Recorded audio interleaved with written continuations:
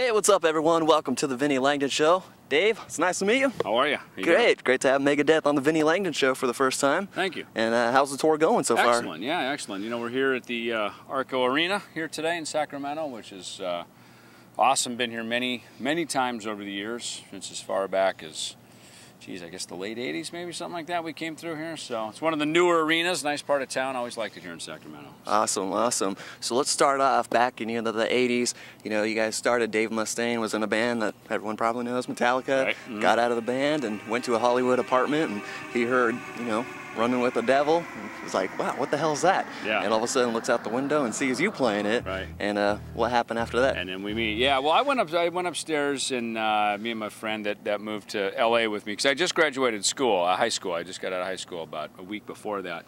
Moved from Minnesota, where I grew up, to LA. And yeah, lo and behold, Dave was my upstairs neighbor.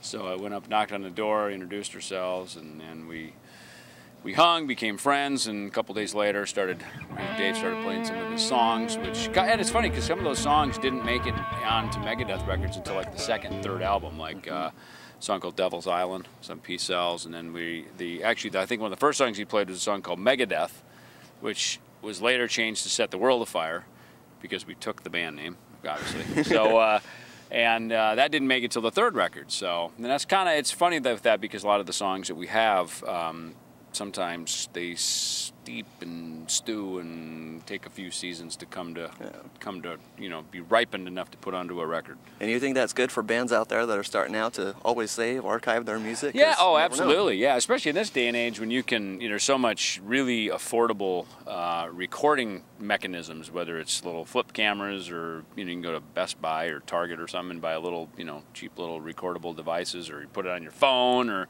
you can there's pretty much no excuse to be able to record something, So, and I used to do that all the time, I archive. In fact, something I came up with at sound check. I'm going to run in and film it real quick, and I like filming it now. That's kind of my new way, because then I can actually see what I played in case I forgot, like what position did I have my hand in on that. So there's so many cool things. You can just store it away on the computer and back it up on a hard drive, so you can have some redundancy, so you never lose your riffs. And back then when you guys first started recording on cassettes and recording on vinyl, you guys really didn't have that much. And we still have some of those cassettes, believe it or not. It's there's some stuff, man. I got some. In fact, I was just in my garage the other day back home, and I found a box. It's like an old cassette tape box, and it's got, I see them, they're labeled old riffs, and I think these were probably just prior to recording the Rust in Peace record. Yes. Maybe So Far So Good So What. So they're from many years ago, probably 20 up to 23, 4 years ago, something like that. And that's a good thing they're labeled, otherwise you I gotta break them out. There might be something usable for the next record. You never know. Right? Exactly. So speaking of the last record, Endgame, how was that recording? It was good. I didn't actually play on that. James Lomenzo played on that, because he was in the group here prior to my coming back this year. But I think it's a very good record. In fact, it's interesting because there's a lot of material on that is just that. There are bits and pieces of things that I hear a riff, or I hear some things that we wrote many years ago, and just for whatever reason didn't fit in the flow of the records that we were doing at that time, like The Right to Go Insane, which is, we did a video for that right as soon as I came back.